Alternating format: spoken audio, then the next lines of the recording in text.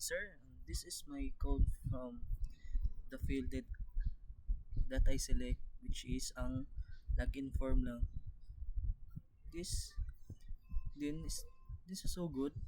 Atong button is magbuhat tag file sa atong ID nga gigamit. Ang ID nga gigamit is ang Eclipse kay mas dali ra.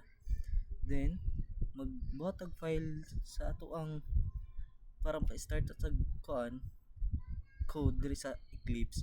Then akong pangalan sa akong file is kaning login form out.java. Mo may kon sa instruction sa G Classroom.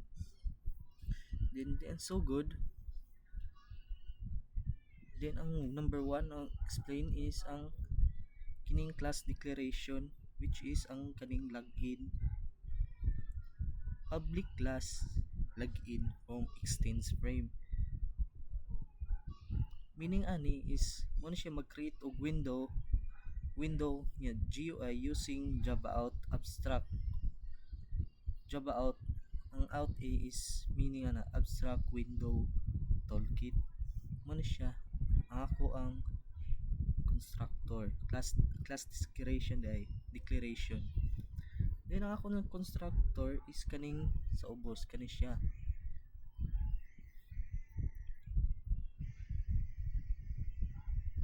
Yung kaning super login kaning mag-set siya window title.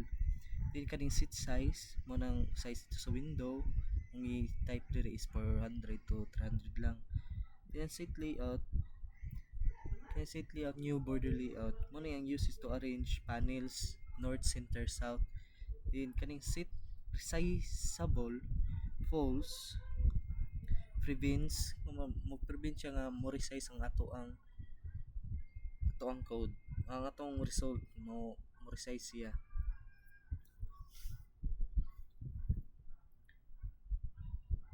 Then the next is ano to?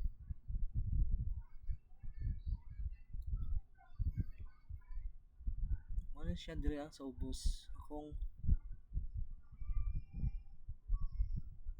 ads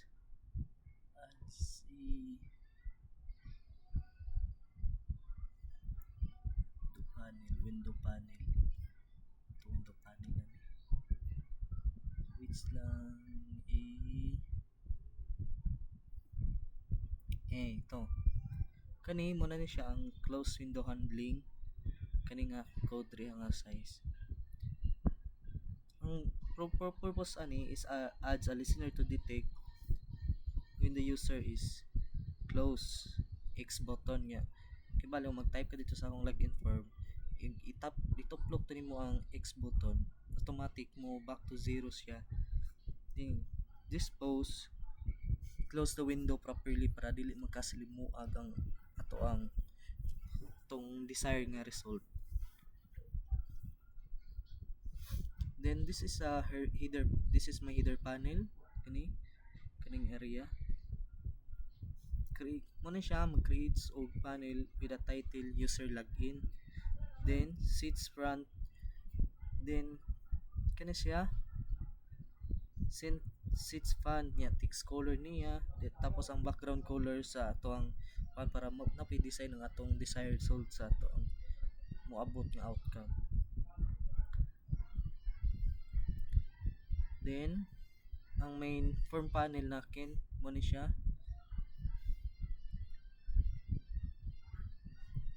akong gigamit nga grid layout is 3 to 10 15 lang kay para gamay ra kay siya swak niya di kay siya ingon nga dako gyud. Tapos ads label para sa username and password.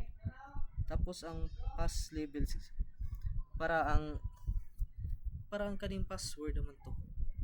Pass label kani pass field kani para ang password inig mag-type ka during mag-type ka ang automatic siya may nani siya o si tawag ani siya. Pag mo type siya dili siya makita ang imong password kung mag-type ka.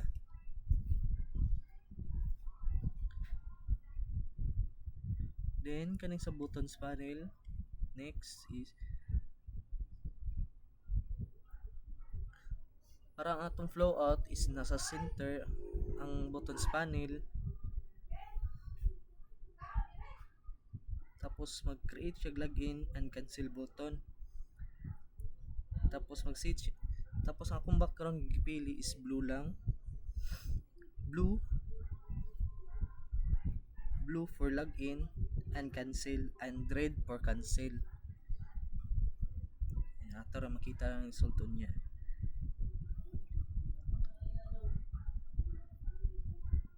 The next task ako na ta. Add panel para almost 5 minutes with him.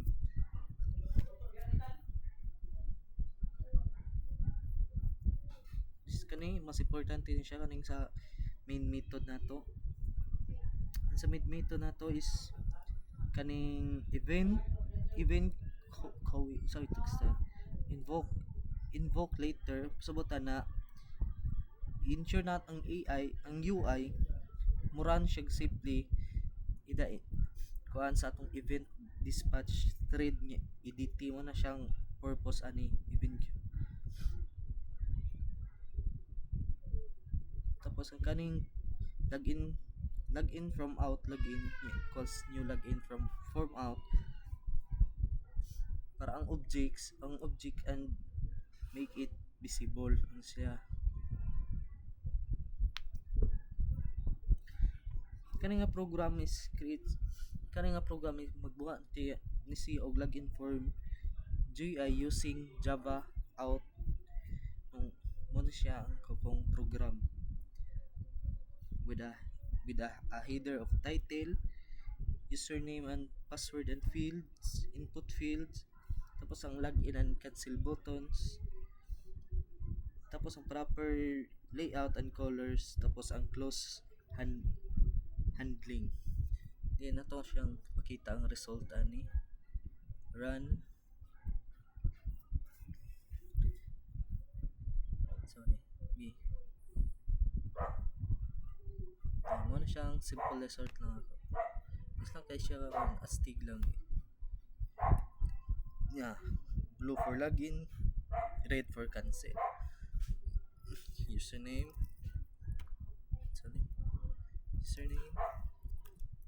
Clean CB. Password 1 2 3 4 5. Login. Di siya mabag kay login form mo wala. Isa ra man ka field daw napili delete yung buong system yun.